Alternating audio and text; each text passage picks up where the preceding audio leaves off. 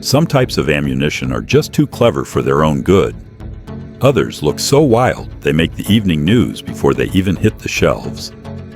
Once the media grabs hold of a story, even the most well-designed personal defense rounds start disappearing faster than limited-run suppressors. So why do some of the smartest and arguably safest self-defense rounds end up banned in parts of the United States?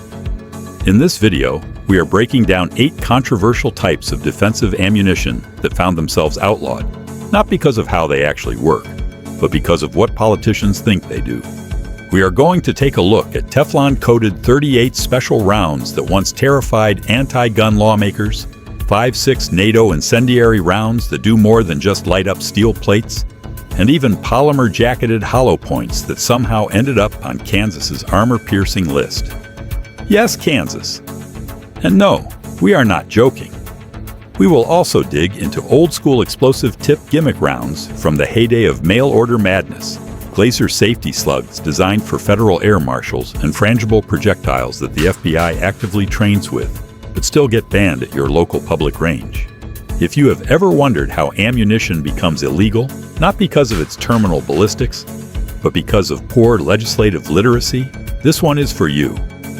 By the end of this video, you might want to cross-reference your favorite ammunition with your state's penal code before you head to the gun shop. Back in the early 1960s, 3 law enforcement officers working out of a garage developed what became known as the KTW round, a projectile with a hardened core wrapped in nylon and later coated in Teflon. Originally intended to protect rifling in their .38 specials during barrier drills, at that time, soft body armor was almost unheard of. But fast forward to 1982 when NBC aired its now infamous Killer Bullets Exposed, and suddenly the green-tipped KTW was being portrayed as a cop killer's dream. States like Alabama, Hawaii, North Carolina, and South Carolina rushed to ban it overnight, without realizing that the Teflon actually increased friction against Kevlar, reducing, not enhancing, penetration. These days, a box of 20 KTW rounds can fetch over $200 on GunBroker, about $10 per pull for what is essentially vintage law enforcement load engineering. Ironically, just about any full-powered hunting cartridge you can grab at a big box store will zip right through soft armor, but they stay legal because they do not have a flashy name. Despite media claims, real-world testing, and even the engineers behind the round have confirmed that the Teflon coating wasn't designed to defeat body armor. It was there to protect gun barrels from excessive wear when firing solid-core projectiles. What began as a solution for underpowered duty guns trying to punch through windshields ended up banned based on panic, not performance. In the end, perception, not physics, is what got this round blacklisted. Hop on to EMAC Tactical's website and you will find a 10-round poly bag of 5.56 NATO heavy incendiary for just under $40. Each 55-grain bullet carries a chemical compound that burns at over 30,000 degrees Fahrenheit when it hits steel, dry wood, or even dead brush. They are fun for vaporizing junkyard sheet metal, but absolutely terrible during wildfire season, which is why states like California, Florida, Maryland, Illinois, and Missouri specifically ban incendiary and explosive components by name. The lawmakers' reasoning: fewer fireballs equal fewer emergencies. But here is the contradiction. 50 caliber Browning machine gun tracers are still perfectly legal in much of the Midwest, while a civilian in Sacramento can't even buy a 10-pack of sparking 5.6. Drop one of these bad boys onto steel at dusk, and the visual alone is enough to get you on a viral reel. Just don't expect your local judge to be impressed when you explain it was just for content. These rounds aren't simply flashy. They are classified as exotic ammunition, and EMAC Tactical is one of the few suppliers still legally offering them in limited civilian quantities. Nowadays, they ship in simple plastic bags instead of flashy packaging, partly to keep the cost low and partly to avoid drawing the same kind of attention that got their predecessors banned. Every round is capable of igniting surrounding material on impact, which makes them much more than just range candy. With that kind of heat and muzzle velocity, they are a legitimate fire hazard, and that is exactly why they disappear so fast from online inventories. Federal Scent Defense Line sells for $50 a box of 50, which breaks down to about $1 a shot. Not exactly high-end by today's standards, But what you get is a 138 grain segmenting hollow point wrapped in a vibrant blue polymer jacket and backed by a lead-reduced core. When it hits soft tissue, the center punches through 12 to 18 inches of ballistic gel, while 3 side petals break off to create secondary wound channels up to 6 inches deep. It is clean, consistent, and even ships with a lead-free primer, ideal for indoor use. But there is a catch. Kansas and Oklahoma group anything with a polymer jacket and a core that is mostly something other than lead under the label of armor piercing, even when gel tests show its performance is no different than the federal HST. So, what was engineered to reduce ricochets and toxic residue winds up banned thanks to legal wording that hasn't been updated since the 1980s. Unlike older laws that ban steel core penetrators, these newer restrictions target ammunition based entirely on material composition, regardless of what the round actually does. The scent defense line was built to break up in a controlled way, not to punch through plate armor. But once you throw plastic coated on the label, some politicians can't tell the difference between a safety feature and a threat. In a twist of irony, the very things that make it safe for schools and law enforcement training non-toxic ignition, reduced fouling, and fragmenting performance are exactly what make it a legal gray area in some states. Designed for responsible range use and personal defense, these rounds get flagged not for how they function, but for how they sound to people who have never spent a day behind the bench.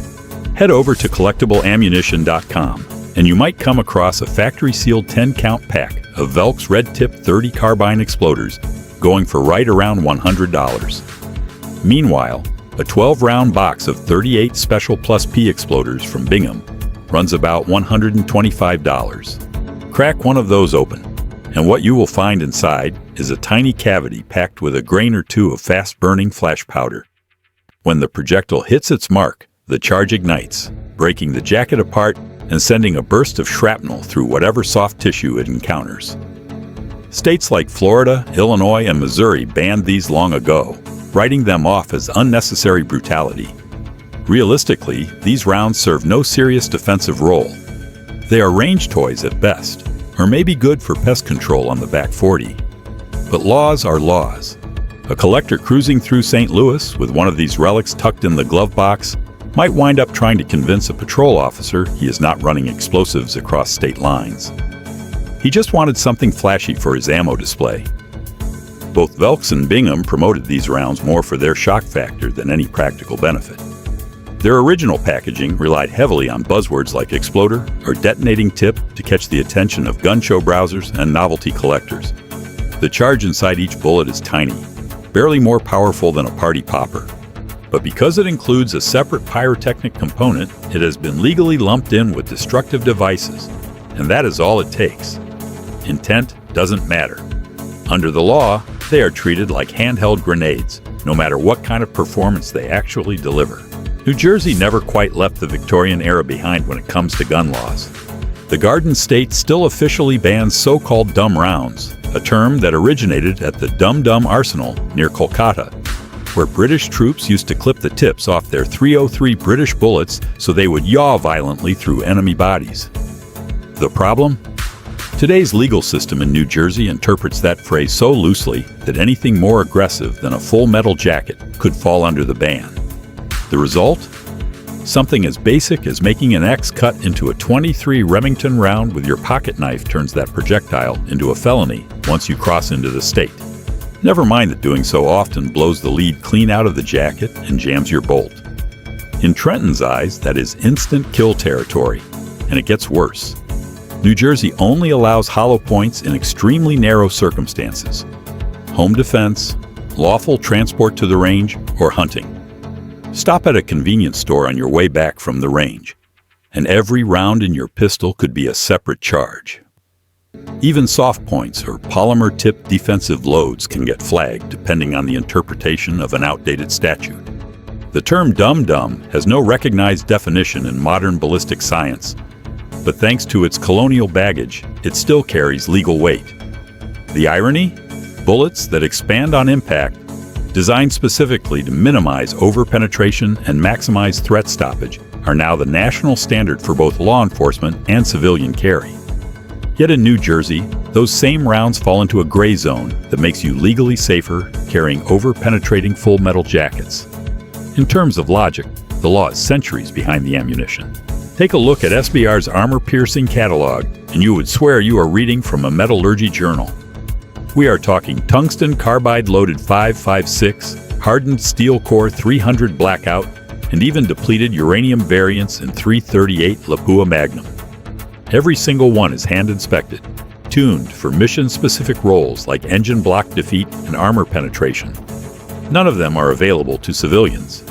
SBR only sells to military, law enforcement, and foreign government contracts. Even so, Maryland's laws do not take any chances.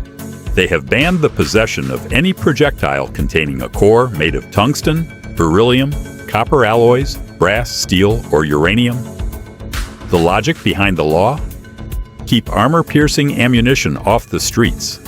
But in practice, it often catches unknowing private security personnel or reloaders who picked up surplus pulled-down components and built them into rounds without realizing they are now carrying a felony into a Maryland range. Price isn't the barrier. You are not buying factory loads. These are components traded under the table. Loose tungsten core 308. Winchester projectiles tend to go for around $3 a piece if you know the right people. These rounds are not meant for range plinking. They are built for tasks like shooting through windshields, disabling vehicles, or penetrating steel. Some of SBR's API rounds that's armor-piercing Incendiary are on the bleeding edge of what's achievable in small arms lethality. But in Maryland, it doesn't matter whether that projectile is part of a finished cartridge or just a stripped bullet sitting in your reloading bin.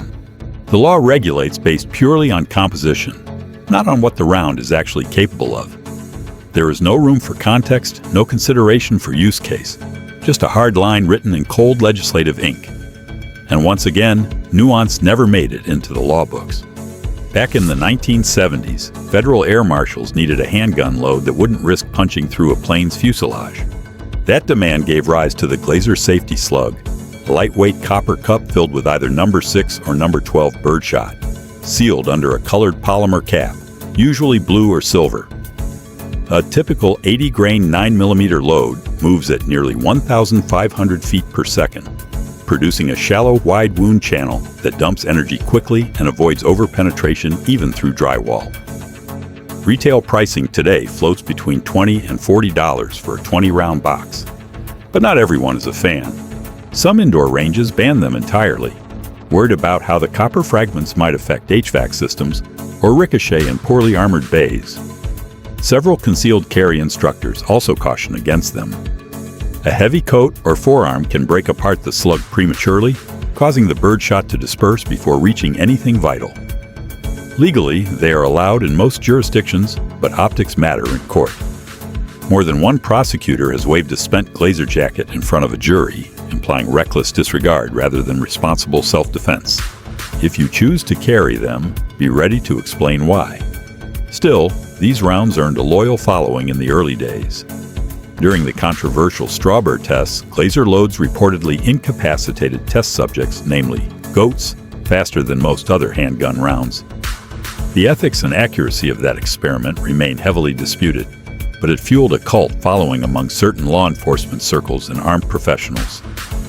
Data from Marshall and Sano show mixed results. Some rapid stops, others less impressive, depending on whether the round held together long enough to reach the thoracic cavity.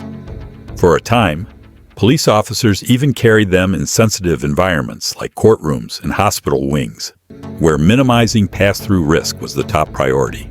Over at Green Match, a 50-round pack of 125 grain, 40 Smith & Wesson copper poly Frangibles will run you about $36.95. Thanks to advanced powder metallurgy, these bullets turn to dust on steel, but still punch roughly 10 to 11 inches into gel before breaking apart. Brands like Inceptor and Centerfire have taken that even further, designing sculpted copper poly projectiles that spin violently on impact, creating massive wound cavities while minimizing the threat to walls and bystanders. Despite all that innovation, many traditional indoor ranges and old-school instructors blacklist Frangibles. Why? Some recall sketchy early designs that ricocheted or cratered backstops. No state outright bans them, but enough local policies treat them like radioactive material that it is smart to call ahead before showing up with a box in your range bag. And here is the kicker. Even the FBI, Federal Law Enforcement Training Center, and U.S. Coast Guard use Frangibles for close quarters battle training. Yet your neighborhood shooting range might still boot you for bringing the same box of ammo they use in government courses, because someone said it chews up the steel plates.